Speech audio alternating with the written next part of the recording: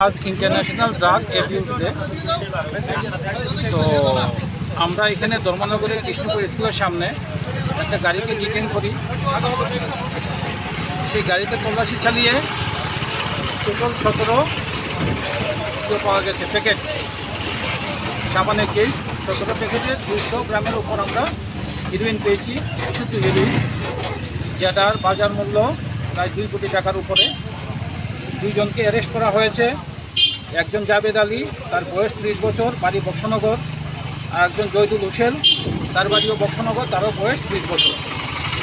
আমরা যে ড্রাগ পাওয়া গেছে এটাকে সিজ করেছি, গাড়িটাকে সিজ করেছি, 2 জন আসামিকে অ্যারেস্ট করেছি। ধর্মনগর থানাতে এনডিপিএস কেসের তদন্ত চলছে। গাড়িটা কোথা থেকে এসেছিল, কোথায় যাওয়ার কথা ছিল? মিজোরাম থেকে এসেছিল এবং যতটুকু ওরা যেটা বলছে ওরা কুয়াই অথবা তেলিয়ামুড়াতে গাড়িটা শিফটিং হতো, অতটুকু অবধি তারা যেত, তারপর অন্য ড্রাইভার চলে আসতো।